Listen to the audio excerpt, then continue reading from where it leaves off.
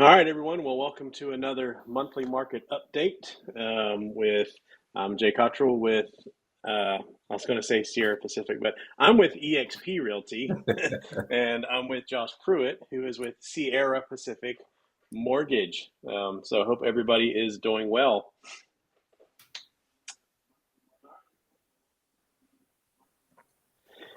All right, so we got a couple things going on today. But first, let me go ahead and go over one of the one of the things we got going on. So we are currently doing a fundraiser for Isaiah 117 house, and we are almost at our goal. So we have got plenty of throw blankets, but we are in still need of some duffel bags. So if you're, and these can be sports bags, gym bags, whatever, just a large enough duffel that they can put some changes of clothes, some toiletries, other items, gifts, kids, because they want to make sure that these kids have something new and something that they can call theirs. So our goal was to get about 100. I think I think I just got another number from somebody. I think we're probably sitting at around 75 or 80. So we'll need just a few more to get us there. We're way over 100 on the on the blankets. So if you want more information, there's a link pinned down below with a link to the Facebook event on it where we've got a lot of information posted, and that'll give you some more information. Or you can contact Josh or I for more information there. Anything you want to say on that, Josh? No, appreciate everyone that has participated, and such a great event that we're putting together for Isaiah 117 in the Washington County for the Washington County House. So I know it's going to be a blessing, and just glad that we are able to make an impact in our community, just like our networking group is called, Impact Tri-Cities. So anybody that jumps on here that sees this, thank you for donating. If you haven't, you still want to. Listen, after this event's over, we're not going to say no to any more throws or duffel bags if you wanted to donate. So Absolutely. we will always be accepting those to donate to them to help them out. So Yep, just keep them coming. We'll make sure they get there. All right. Well, we also have a special guest. Should we call him a special guest? We'll call him a special guest. yeah, we'll call them special. So we have Jamie Butler with Blue Mountain Insurance here, and welcome to the monthly update, Jamie. And honestly, we've just really got, kind of one question for you. But before we get into that, I'll let you go ahead and introduce yourself. So, as Jay said, my name is Jamie Butler. I'm with Blue Mountain Insurance. We are an independent insurance agency here in the Tri-Cities, and we handle everything from auto, home, commercial, life. Um, we just really try to take care of our folks and be educate along the way and provide good quality insurance for those that give us the opportunity to work with them. Okay, great. Now, the one question I do have for you is what is going on with home insurance? So the question really is, have you checked your insurance lately? And I'll let you answer that how you want to. Yeah, I mean it's a great question to be honest. I tell people all the time, if you're paying more for a gallon of milk at the store, you're going to pay more for your insurance. Nobody is exempt from inflation. We have all seen it here over the last several months. Um, Insurance carriers feel that same effect. So to answer your question, if you haven't checked your insurance lately, you absolutely should. For more than one reason. It's really a couple different ways I can go with that. The first one being, if you haven't checked it in a while, there's a really good chance that you could be underinsured because now these homes are worth more money. They're going up significantly. They're appreciating significantly. And if you've not taken the chance to review your insurance, you may think that you're paying for insurance to replace the home that you currently have. And if something were to happen, you may not get anywhere near the house that you think you would. I know insurance is the last thing anybody really wants to talk about or use. But fact of the matter is if there is a tragedy, you want to make sure you're covered the way that you think you are. So I would absolutely say for that reason. Also, number two, as insurance companies are dealing with inflation, there are going to be your premiums are going to go up, and a lot of times from no fault of your own. It's just because insurance companies have to raise their premiums to combat inflation, and so it's a great time to then shop out your insurance and see if you can get it for less if there's another carrier out there, which is one of the reasons I wanted to be independent, to give folks options. And so it's a great time to check and make sure that you're getting a great value policy in the same regard. Okay. And I think you touched on it a little bit, but you know, it's not just that the price of rebuilding and stuff has gone up, but most people's home prices just in general have gone up so much over over the last few years. Um, and how does that affect their insurance policy? So, there's the main number there that you'd be concerned about in a home policy would be your coverage A number. And that's what that carrier deems it would be to replace your home if something happened. Now, that number is different across a lot of different carriers. They all have a specific formula that they use that determines that number. So you don't really have a say in what that number is. It's the insurance company assesses your property and says, we believe it would be this amount to replace it. But there are things you can put inside of your policy. A lot of companies will let you add an extra 25 or an extra 50%, which really truly is an inflation guard, so that if you forget to look at your policy for 3 or 4 years, you can kind of build in a little barrier there so that if your property does appreciate, you're not running into that issue of being underinsured. So, as inflation hits and home prices go up, obviously your insurance is going to rise as well. But what I would tell people is the most important thing is to ensure that you have a solid policy that covers what you want it to cover and does so at a good price. It doesn't mean that you need to get the cheapest thing because let's be honest, a lot of times you do get what you pay for, but you do want to make sure you're not overpaying. So, which is another reason now it's a great time to check and make sure that your policy is in line with what you think it is. All right, Josh, and I'll kind of bring you in on this question too. So, how does being underinsured affect your mortgage policy? Well, unfortunately, what's going to happen there is um,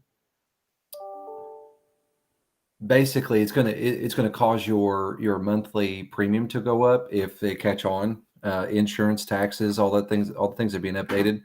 You're going to see an increase in your monthly payment because they will catch on at some point. If you think you're going to pay or underpay or keep paying the same that you've been paying on your mortgage, for the life of it, it's not going to happen because insurance is going to catch on, taxes are going to catch on, and they're going to have to make up the difference. Because what happens is your escrow is going to fall short whenever they make that escrow payment at the end of the year. That you've been paying monthly in your mortgage payment. So that's number one. Number two, another thing that's going to happen is to say something happens to the home, catches fire, or something crazy happens.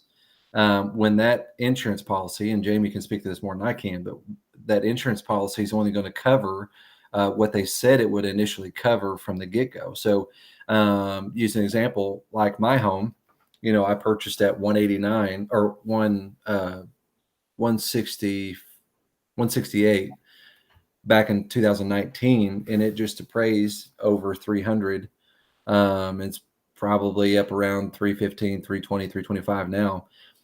If I kept my insurance at what it was and something happened, my insurance policy only covered the value, either 80% of the value, right, replacement costs, or 100%. So I'd be crap out of luck, in that scenario. Now, granted, my mortgage at that time, only covered 168,000 of that loan.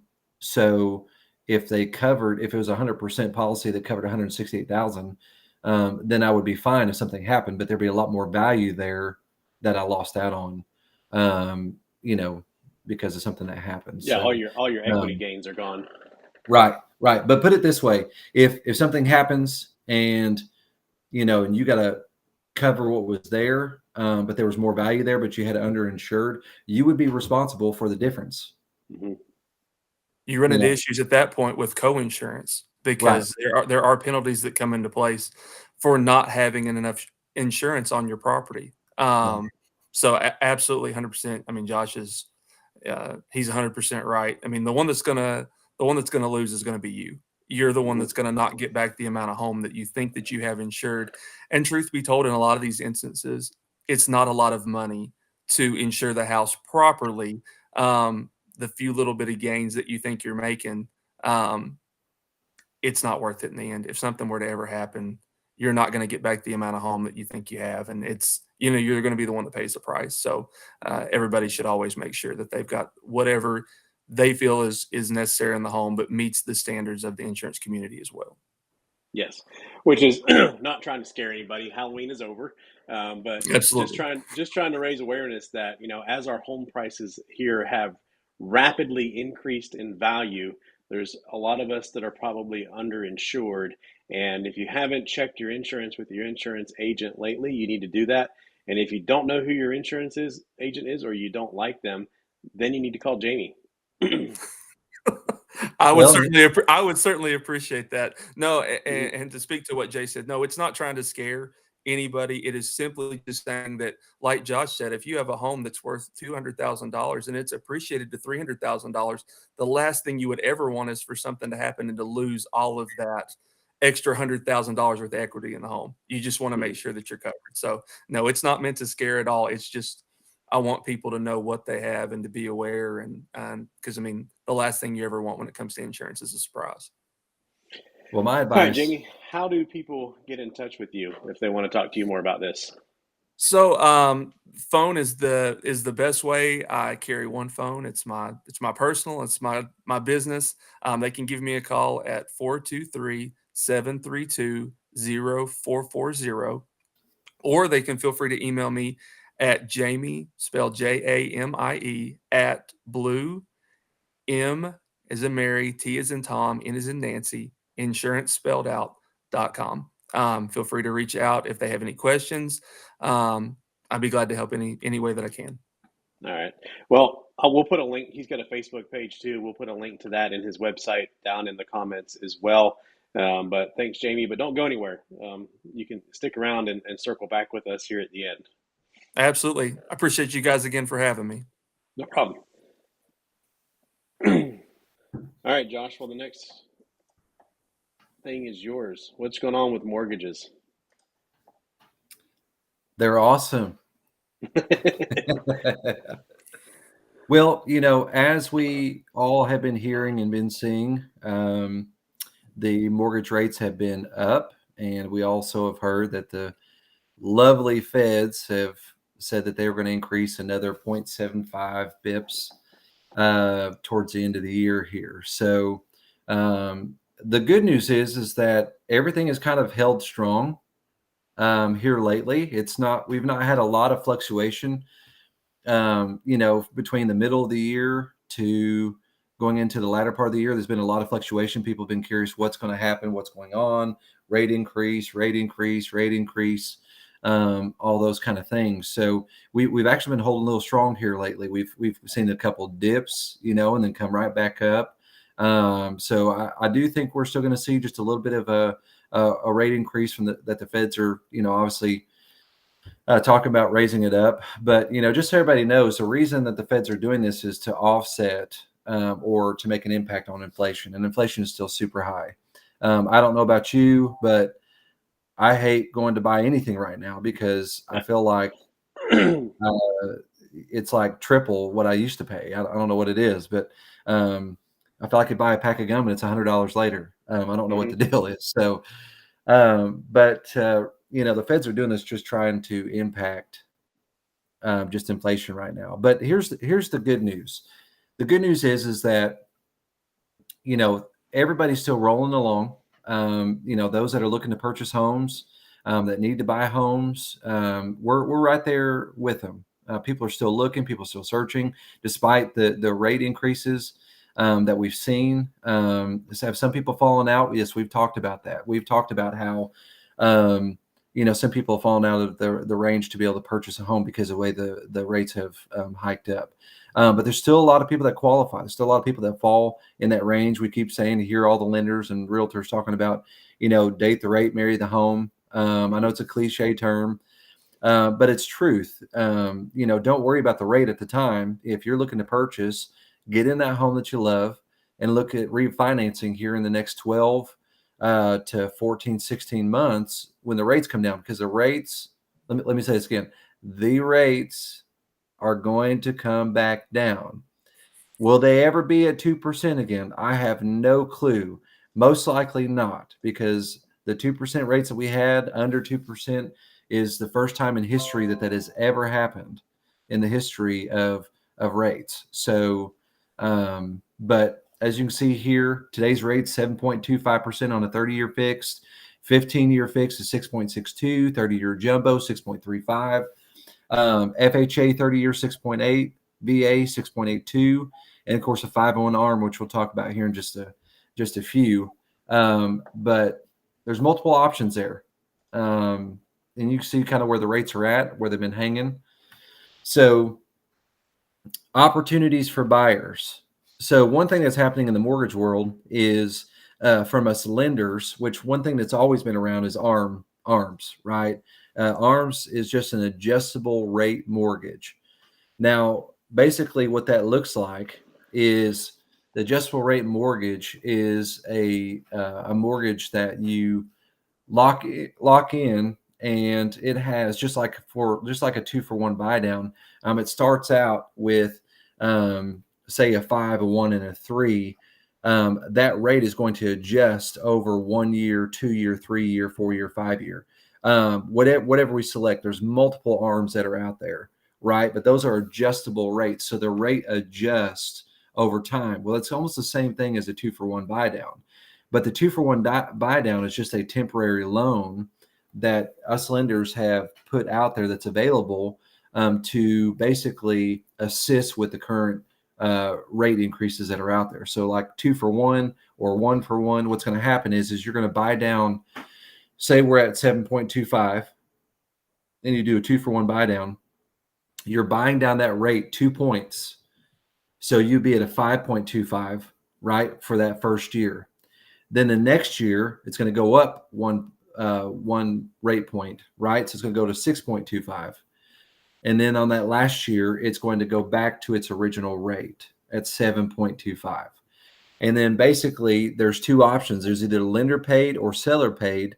And the savings that you have over the monthly payment over the course of those years is what's factored as that total cost for that buy down, and gets paid either by the lender or by the sellers.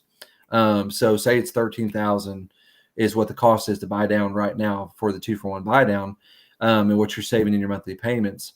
That goes into the cost that's associated with the loan. So, and it's a way for you to basically get your rate down, 2 points for the first year, 1 point for the second year, and the third year, it goes back to the normal rate. So these are just options. You don't have to go these routes. And what's going to happen is a professional like myself is going to sit down with you and look at what are the best options for you in the current state of the market we're in. Either a buy down may be a good option, an adjustable rate mortgage might be a good option, or just dating the rate and marrying the home, like we talked about just a little bit ago. And that is maybe we just lock in a rate, get you in the home, and we look at refinancing at 12 to 16 months down the road. We're seeing a lot of seller credits, which I think is because of the equity in the home. Sellers are more apt to accept seller credits right now because of helping that person with the closing cost, because they have double the equity in the home that they had before. And so it's not taking that big of a hit on them whenever they're giving those seller credits. Whereas before, they have, high loan to value, and the amount they're getting back from selling their home is not as much. as it would be like it is now. So, so there's lots of opportunities out there, and we're gonna put you in the best case scenario to help you get into that home, but also with the current market that we're in. Mm-hmm.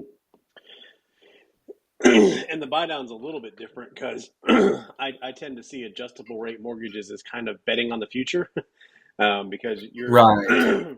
you're either going is hoping that, if you do a 5-and-1 ARM, you're hoping that 5 years from now rates won't be a whole lot higher than they are.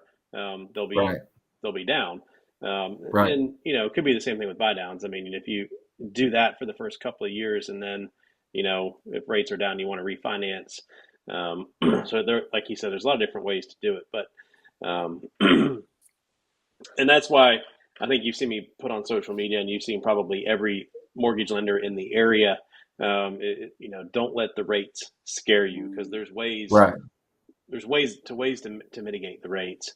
And 100%. one of those things, we'll see some statistics later, is the rates haven't affected, at least in our area, sales that much, because of the huge home equity gains. Right. So at least right now, people that are selling and then buying, they have a whole lot more equity in their house, so they have a lot more money to put down, Hmm. which kind of helps buffer the payment they were expecting, um, at the current rates, because obviously you put more down, it's going to lower your payment. So that's Right. kind of mitigated. Now, if these rates stay this high for a long time, then that'll start being that won't be the case as much anymore. But Right. anyways, Well, we tell everybody you need to refinance, within the 12-month to 16-month window, 18-month, whatever, and I'll tell you this, the just because the way the bond market is right now and the way things are going, we're going to be in this higher rate range going into next year, probably even halfway through the year. May not be till quarter 3 of next year before we really start to see some major changes. Now that's just from people that I've listened to and what I've heard, people in within our own company, just some of their insights. Anything can happen, right? But because the way the bond market is the reason why things are the way they are. And so, everybody needs to be prepared for that. But if you're buying a home now or just bought a home within the past 6 months, that's a perfect time frame. I mean, you're looking at 12 to 18 months by the time rates start to come down and you can refinance. So, mhm. and that's about the time to refinance as it is anyways. Yeah. All right. Well, now let's look at the real estate market, and I will get Josh's input on some of these quotes, Yeah. because we are all seeing all of these headlines about home prices and home sales declining, and the bottom's falling out, the sky is falling. Um, you know, um, it's honestly kind of crazy. But when you look at things locally, it's a little bit different. But not even just that. I mean, even some of the people are starting to say this is Selma Hepp. She's a deputy chief economist for CoreLogic, and I'll go ahead and apologize to the others for looking off to my right, because this is on a screen over here and I can't read it in front of me because it's delayed during the live feed. But anyways, the rapid increase in prices during the COVID-19 pandemic caused many U.S. housing markets to reach completely unaffordable levels for potential local home buyers. On the West Coast and in the Mountain West states, home prices are slowing from this spring's high, but they still remain elevated from a year ago. But by contrast, markets that continue to see an in-migration of higher income households are still experiencing home price gains that are notably higher than the national rate of appreciation. And CoreLogics also said that states in the Southeast may be the beneficiaries of this outmigration. Home prices Hmm. in more expensive states on the West Coast and in the Northeast are likely fueling homebuyer enthusiasm for properties in relatively more affordable areas in the Southeast, like ours. Currently, Florida has led the nation in home price growth for 8 consecutive months. And also, if you look at the CoreLogic Home Price Index, the earliest look each month at prices for 2 months prior, it rose by 11.4% in September compared with the same month in September of 2021. So appreciation remains high even in the face of skyrocketing mortgage rates.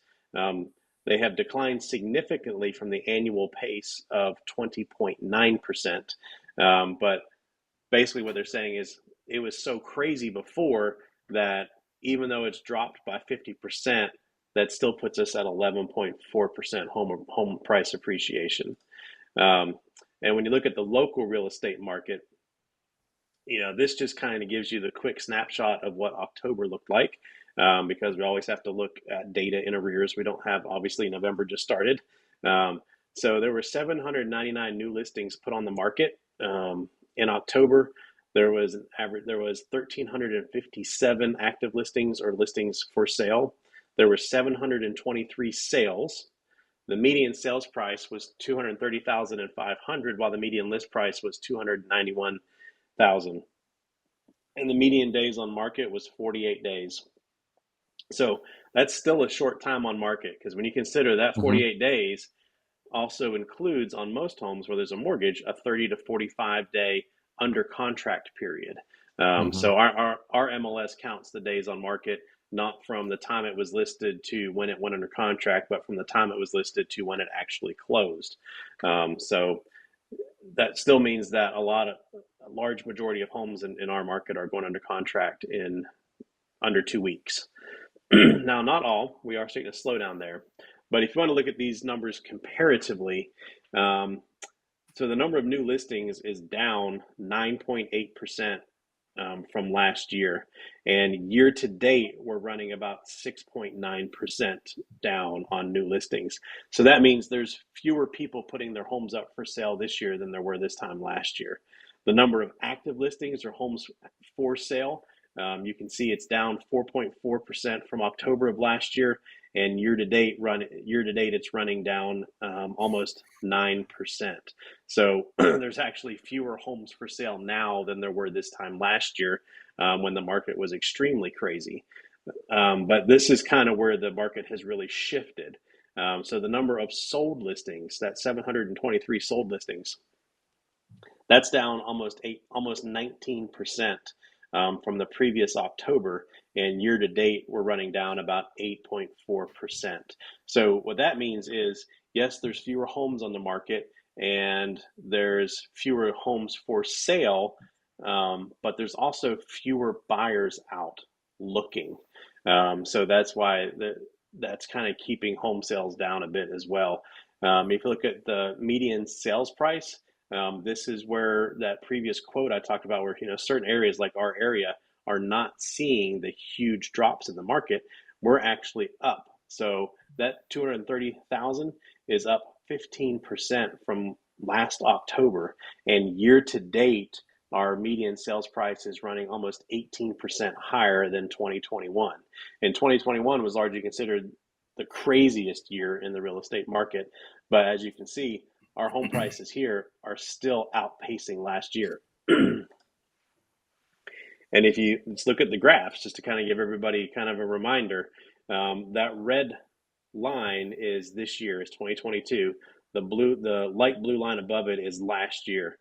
You can see, despite all the headlines and all the talk, we are pretty much running right in line with last year, which is still significantly down from 2020 and 2019, and is still way off pace from what would be considered a balanced market in our area, which is that dark blue line at the top. And if you look at the number of sold listings, again, we're still tracking right along. That's actually 2019 numbers. So 2021, you can see it was a little bit crazy, but with 2019 numbers, is kind of where we've balanced. So we were tracking right along 2021 until about June or July, and now we've dropped back down towards pre-pandemic level of sold listings. So again, that buyer demand has slowed down back to more normal levels. However, like we talked about with the sales prices are still outpacing last year. And if you compare it all the way back to through 2019 to the pre-pandemic years, October's median sales price or average sales price is up over 50% from the median sales price in 2019. So that's what we talk about when we're saying there's huge equity gains for households in our area, especially those that have held on to their house from 2019, that purchased in 2019 earlier, or even in 2020. But you can see, even if you purchased your house this time last year, you've still got a 15% equity gain, home price appreciation on average. And again, this graph is just tracking what that home price appreciation is every month of this year, and it's the median of that month compared to the median of the same month the previous year. So you can see it peaked at 31%, but we're still hovering around 15%. We've been there most of this year, 13, 14, 15%, with some peaks above it. So bottom line is, inventory levels are still not improving over last year. Home prices are continuing to rise in our area, and this seller's market is going to persist for the foreseeable future. There would have to be a major shift in the market, way more than what we're talking about has currently happened, to accomplish getting things back to a more balanced market. And honestly, we all know what's going to happen if rates go down, which tend to happen in recessions. When recessions happen, mortgage rates tend to drop. There's a lot of pent up buyer demand. There's a lot of people that just quit looking because the rates went up, or the home prices went up and the rates put them out of the ballpark of what they wanted. Those rates go back down, those buyers are entering back in the market, and we're going to see inventory drop quickly again. But however, currently there are fewer buyers searching for homes than last year, and buyers have more options, both in homes to look at, and in what Josh talked about with some of the mortgage programs that are out there for them. And the other bottom line is, higher mortgage rates has not deterred as many buyers as expected. You got any input there, Josh? Yeah, if you'll go back a few slides. Yeah. Keep going. This one right here. Sold listings. Yeah. So if you look from 2019 to 2022, typical trend outside of 2019, 2020, 2021, 2022, they're almost parallel, exactly the same same trend throughout the year. And that's what we see in real estate, is a common trend. You see sales down January through February. Those are the dead months, right? But March, April, May are your springtime. That's when everybody's always talking about the spring, where spring is the time to list it. It's when the market's hot. It's our peak. Everybody gets ready. If you notice in 2019 actually had an uptick starting from January to February on the March all the way up to May, and kind of plateaued and hung out there pretty high, and then dropped back down towards the latter part of the year. What I think is going to happen, and what I've heard others talk about, and one thing that's going to help our area, not that it's a good thing, but I think the hurricane that hit Florida has really impacted that, being one of the locations that people move to, because Florida's been one of the top areas just as much as Northeast Tennessee has, or Tennessee, period. But I've heard that there are a lot of people whose homes were flooded and destroyed by the hurricane, that are looking to move. And what I think is going to happen is, I think we're going to see an influx. And I think we're going to see a positive impact in January and February, just like 2019, versus the typical 2020, 2021, 2022, which is the typical downgrade, where we're still going down till February, and then it peaks back up in March. I think we're going to be past midterm elections. I think that's why things have slowed down so far. I don't really think it's because of the rates. I think it's partly because of the rates, but also because of midterm elections and inflation and all these other things that are going on. I think has been the biggest impact, but for things slowing down towards the latter part of this year. But I think we're going to see an increase. No, I would agree with that. After we even saw it last year at in the end of the fall, moving into the winter, because if you think about the sold data, if whatever sold in January went under contract in December or November. Hmm. So it's a 30 to 45 day in arrears look at Right. buyer demand. And that January and February were slow because what happened at the end of last year? Rates started to go up. Right. And then we saw, you know, demand when rates dropped after January. Again, you saw demand spike right back up. Um, Right. And I think and we're setting up pretty good with the fact that our listings are growing at the yes. time. And I think we may see an even bigger increase coming at the first part of the year with, Hmm. I don't remember if it was Lauren Shun or Don Finley, the one that said it, but we have 50% of the homes in the Hmm. market are, equity Equity rich, rich. so how many of those people are going to list their home in the first part of the year, right? Hmm. Because I mean, I don't know about you, but a lot of people who sit on money like that like to get it out. Um, They like to I convert it. mean, They like to put it into liquid assets instead of yeah, just. yeah. So I mean, so who's to say we don't see that spike up here towards the first part of the year as well Yeah. too, and more And, listings become available, which helps offset the buyer demand. That's those that have been out there waiting.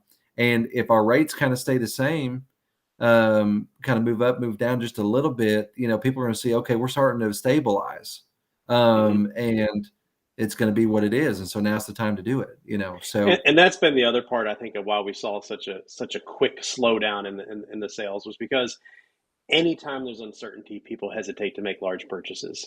right, right, There's a lot of uncertainty now, running up into elections with mortgage rates and, with the economy and how it's going. And, the fact that we're kind of in this weird territory of economy that we've never been before, where, yeah, inflation is really high, but unemployment is really low.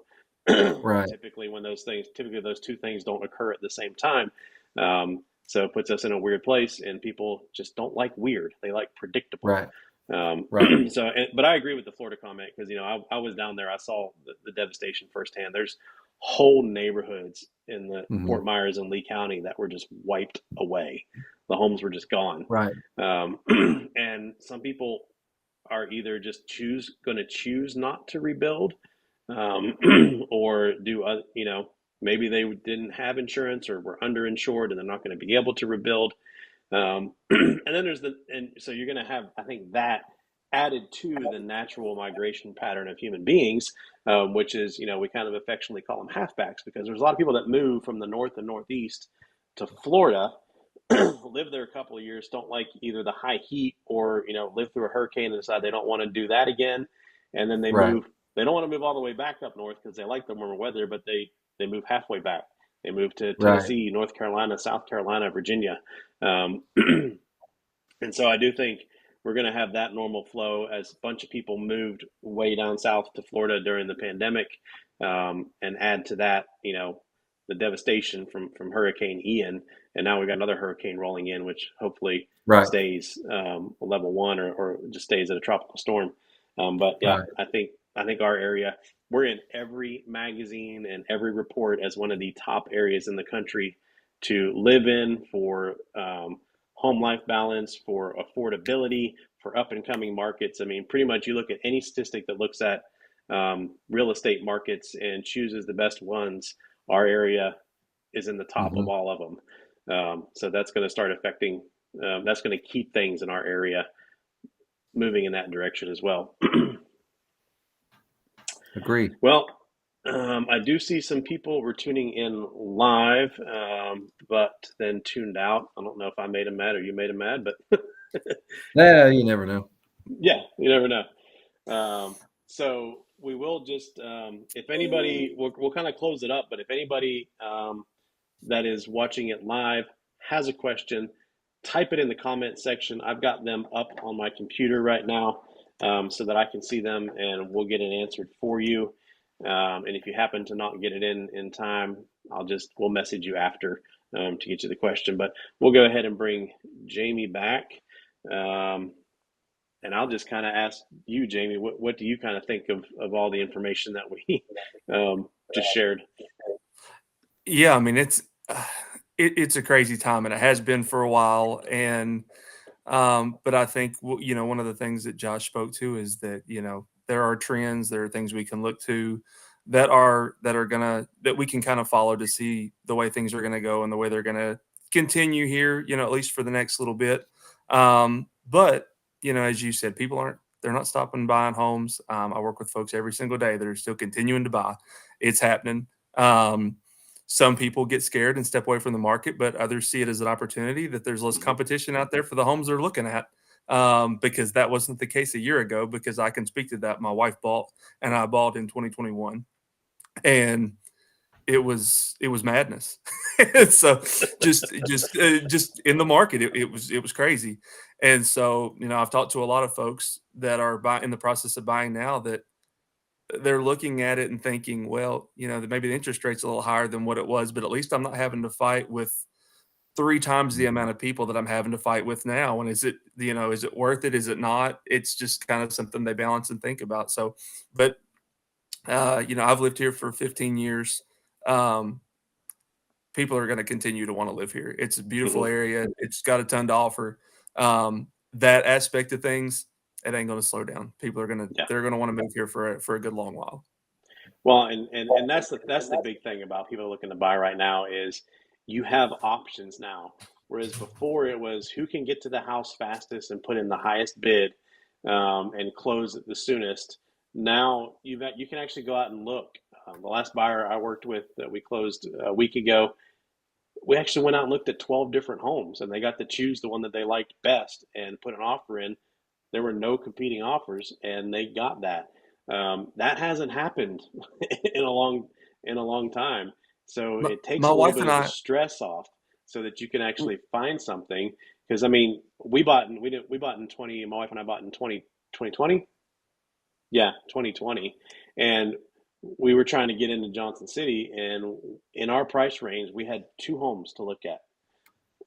That was it, and we had to make a quick decision, because they were getting offers, and that's stressful, as a buyer. It's Mhm. stressful as a real estate agent too. Trust me.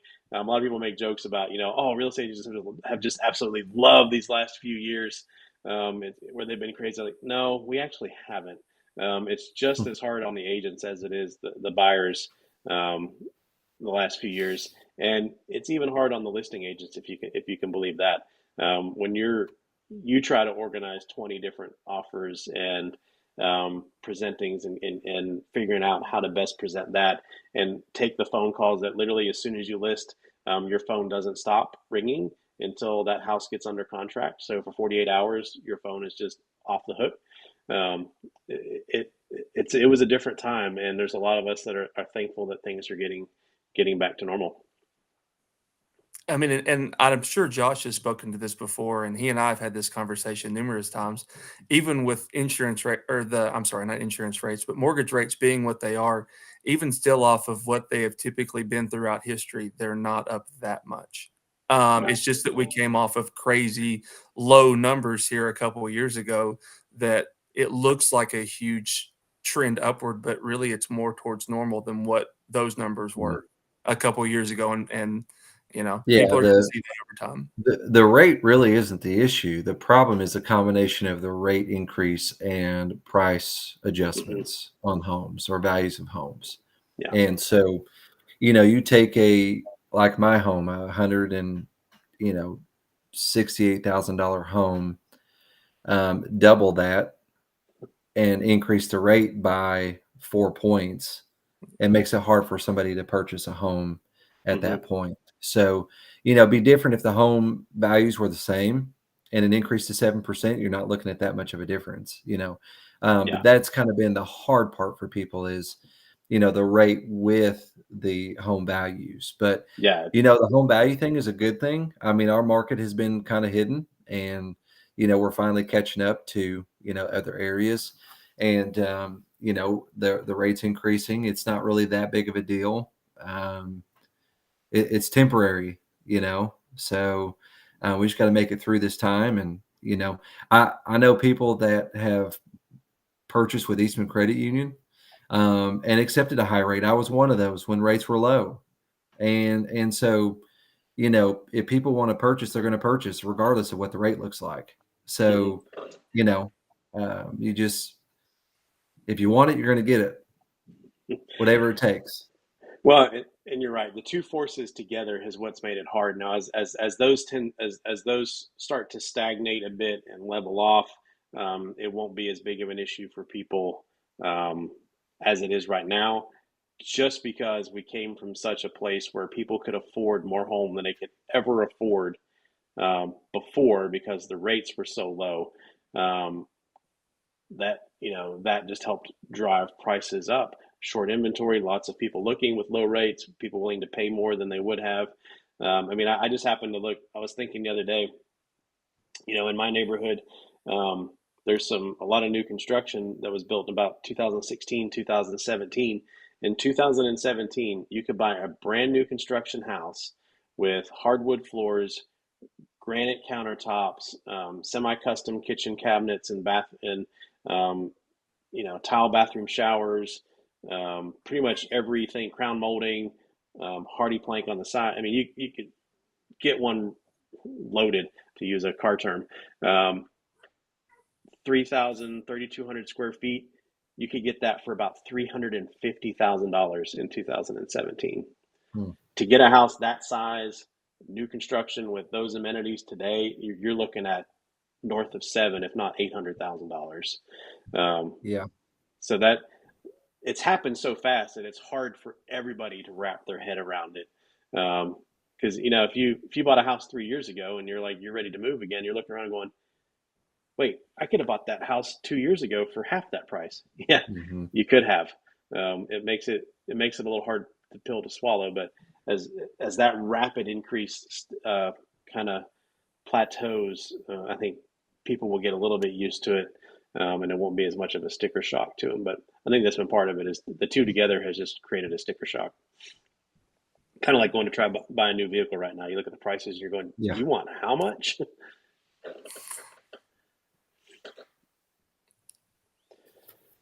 Great. All right. Well, any other final comments before we go ahead and close it up? I've got two.